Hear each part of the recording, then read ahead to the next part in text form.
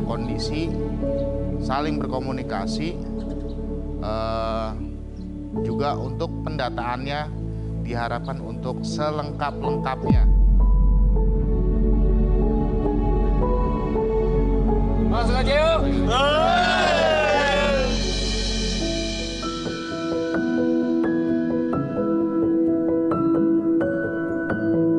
Assalamualaikum Sobat Safar. Pada Senin 21 November, Cianjur dilanda gempa berskala 5,6. Kekuatan yang cukup besar, apalagi hanya dengan kedalaman 10 km. Kali ini, saya sedang menuju ke daerah yang terdampak untuk bertemu dengan seorang relawan di sana demi mengetahui situasi terkini pasca gempa terjadi dan juga membantu kegiatan para relawan di sana.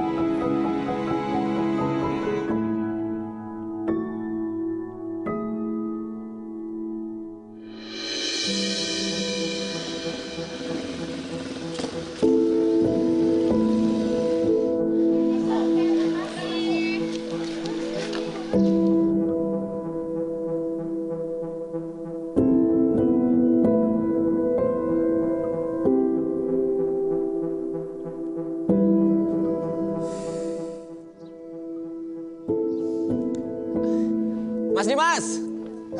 Mas Eman, Mas Dimas. gimana kabar? Alhamdulillah. Ya. Udah lama di sini Mas Dimas? Sudah, kebetulan alhamdulillah udah hari ke-7 sekarang kita di sini. Masya Allah. Sekarang kegiatannya apa aja nih Mas? Ya, kegiatan kita sekarang ada pelayanan kesehatan, ada juga kita dari pendistribusian, dan juga kita juga ada ya dari PSP dan juga perawatan keluarga. Ya, makanya pas saya kemarin dengar kabar bencana, yang saya ingat Mas Dimas. Karena Mas Dimas ini salah satu orang yang tanggap banget nih kalau ada bencana. Makanya nih saya kesini, ya setidaknya pengen bantu-bantu Mas Dimas deh. Apa yang bisa saya bantu, saya lakuin. Gitu. Siap. Kira-kira apa nih yang pertama kita lakuin yuk? Mungkin untuk sekarang kita mau distribusi dulu ya. Distribusi ke bagian desa nanti, ntar ada kita arahkan lagi. Baik kalau gitu. Ayo Mas, Ya. silakan. Kemana nih? Sini ya? Ya. Ya.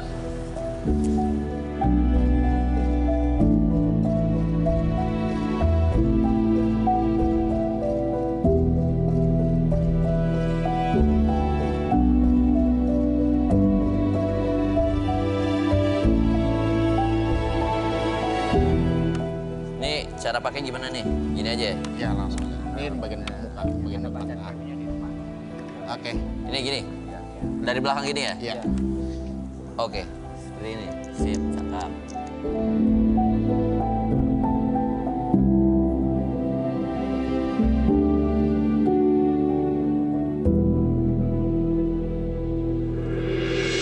Ini hari ini kita tujuannya ke kampung mana atau desa mana? Ke desa Cikaroya. Desa Cikaroya. Ya. Ke kecamatan Warung Kondang. Warung Kondang. Ini kali ini kita mau membagikan apa nih Mas? Ya, kebetulan ini kita untuk distribusi untuk bahan-bahan pangan seperti kayak barang-barang mentah, beras, terus mie instan, dan juga lain-lainnya macam kayak terpal, selimut yang kita butuhkan di masyarakat.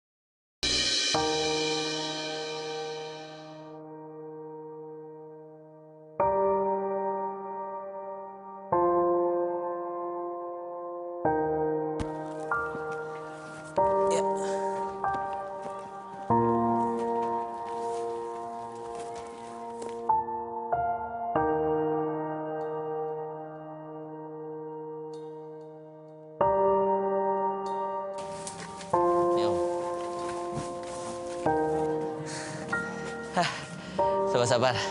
Ternyata salah satu syaratnya jadi relawan itu harus kuat. Kuat, siap mental, siap tenaganya juga. Karena kita di medan yang berbeda-beda dan tentunya sebisa mungkin kita harus bisa membantu para korban. Yuk.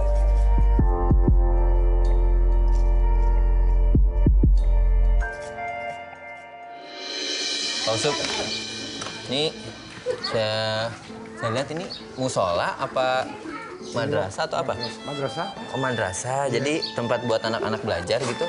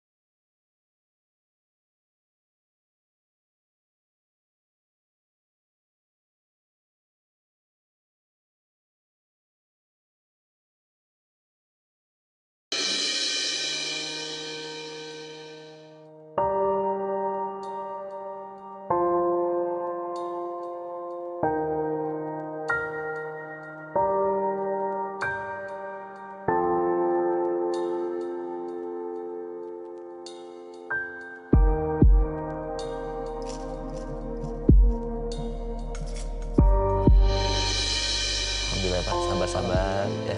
Mudah-mudahan ini semuanya musibah ini tuh pastinya ada maksud dan tujuannya. Kita lebih dekat lagi sama Yang Maha Kuasa dan yang paling penting mungkin ini salah satu hal yang membuat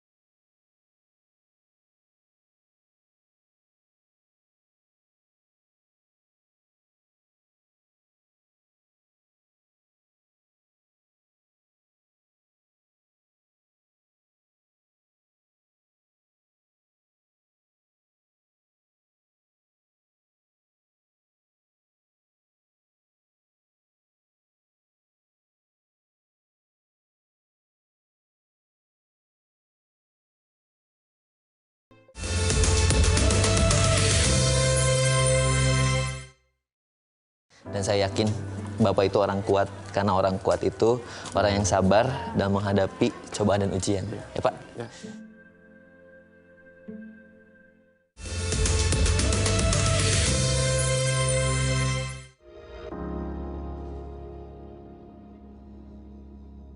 Selamat pagi, selamat siang, selamat malam. Sabar-sabar, ini merupakan kegiatan trauma healing untuk anak-anak yang dibutuhkan banget di saat-saat pasca gempa atau pasca bencana. Dan inilah yang dikerjakan oleh teman-teman PMI. Ini luar biasa banget. Memberikan kebahagiaan buat anak-anak pasca bencana. Dokter, mau pintar suntik siapa? Kalau ada yang sakit disuntik nggak? Disuntik, nggak sakit ya? Enggak. Oke, terima kasih. Ada lagi yang mau perkenalin diri? Nggak ada. Oke. Yuk Kak, Kamu namanya siapa? Kenapa kamu mau nangis? Kenapa? Jangan dong, jangan nangis dong. Jaga gempa. Caranya lindungi kepala, keluar bangunan, cari bantuan, cari bantuan. Sekali lagi ya, oke kita sama-sama. Ayo Kak. Kita sama-sama satu lagi yuk.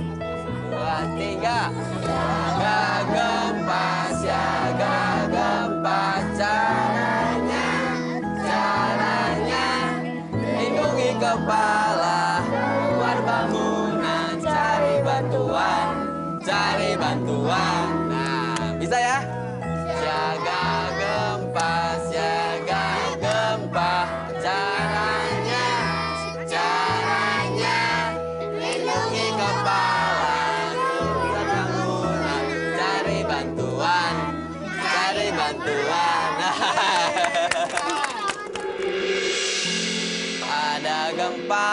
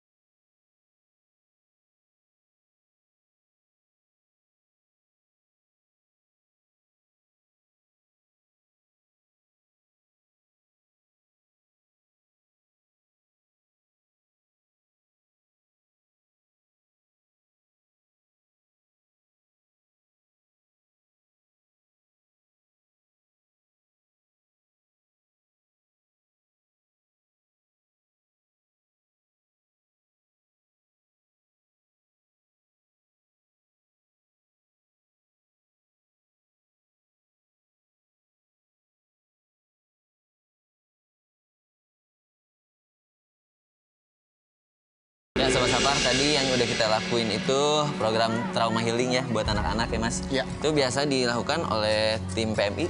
Iya, memang dari setiap desa memang kita melakukan untuk pemulihan trauma healing kepada anak-anak. Nah, senang sih saya juga ngelihatnya anak bisa ceria, Ya, bisa bisa tersenyum kembali gitu ya. Setidaknya bisa mencairkan suasana Betul. gitu ya.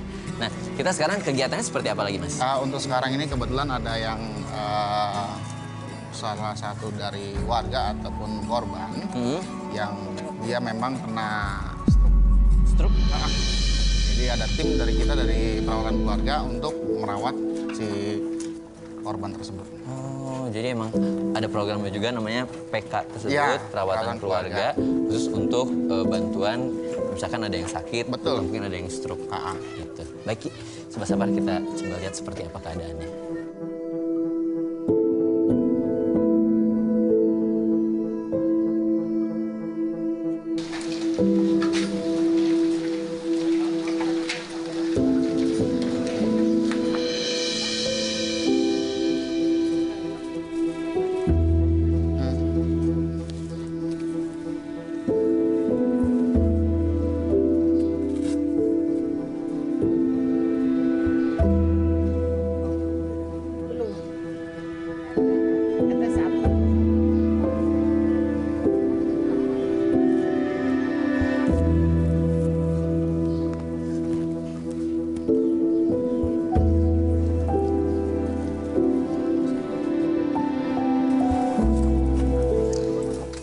Tadi Sobat Sapar kita udah melakukan programnya PMI, PK Perawatan Keluarga yang biasa dilakukan Mas Dimas sama tim. Tadi kita udah mengecek ya, ada salah satu korban terdampak gempa ini yang harus ditenda karena memiliki penyakit stroke. Jadi kalau misalkan ada gempa susulan tidak memungkinkan ya sulit untuk menyelamatkan diri. Akhirnya bikin tenda di luar.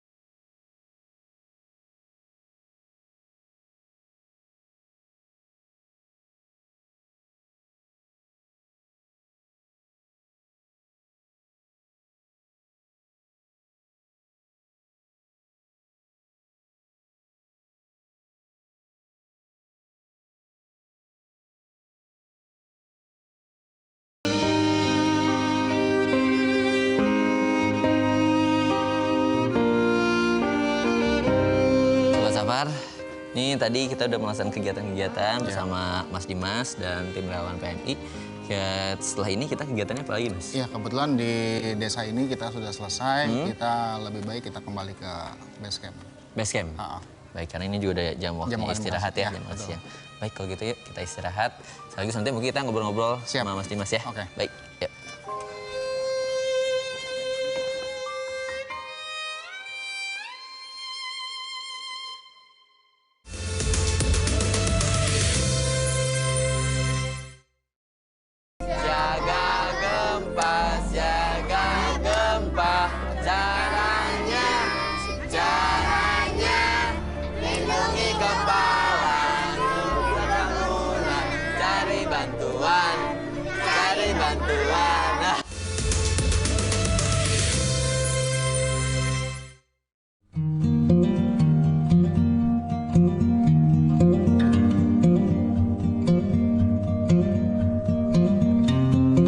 Alhamdulillah, Mas.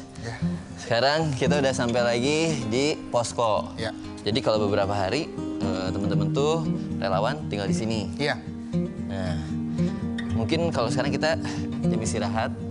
Kita sedikit ngobrol-ngobrol dulu kali ya, Mas ya. Kita lebih baik kita istirahat di sini. Oh iya. Saya siapin bangkunya dulu. Oh, oke, boleh. Ini aja nih, ada kursi ya. Nah. Boleh di sini, Mas. Oke, siap. Yep. Alhamdulillah. Lumayan ya capeknya? Lumayan. Tapi saya ngerasa tersentuh banget sih melihat para korban, tapi juga ngerasa bahagia melihat anak-anak tadi bisa tertawa, riang gitu. Wah, itu pengalaman yang menurut saya ini nggak bisa dilupakan. Karena ini pertama kalinya saya melihat langsung korban gempa. Nah, tapi kalau kegiatan sehari-harinya itu seperti apa sih? Iya, jadi kalau keseharian saya ini, kalau di Jakarta, kita membuka satu restoran yang dimana itu ada di wilayah Jakarta Utara juga. Dan memang untuk jarak memang tidak jauh juga dari kantor kita, PMI Jakarta Utara. Jadi setiap ada info apapun kita pasti akan tetap bergerak. Betul. Jadi kalau kegiatan, mungkin maaf saya pengen tahu, yang memotivasi pertama kali sampai Mas terjun menjadi relawan di PMI itu apa? Kalau untuk motivasi saya adalah niatnya saya memang ingin membantu dari masyarakat ataupun korban yang terkena musibah. Karena memang panggilan dari hati. Berarti Mas, maaf, kalau udah Mas di sini berhari-hari, pastinya meninggalkan keluarga. Betul. Nah, mungkin pertama kali keluarga juga agak khawatir Mas terjun di PMI. Nah, tanggapan keluarga kalau saat ini seperti apa sih? Ya, alhamdulillah untuk respon dari keluarga sendiri sangat mensupport untuk kegiatan kemanusiaan. Yang dimana memang sedikit lebihnya memang mendapatkan satu pahala. Di situ makanya dari pihak keluarga saya memberikan support 100% untuk berkecimpung di Palang Merah Indonesia.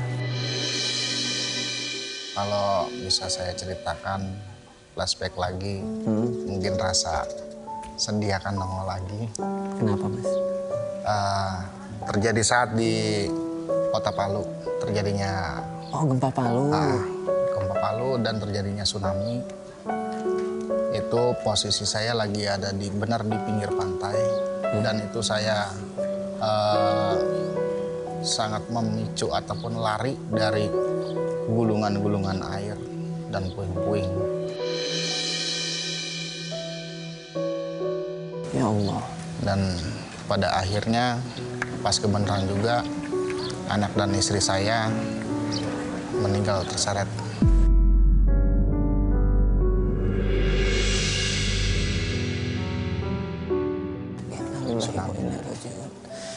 Udah maaf, terus berduka ya Mas.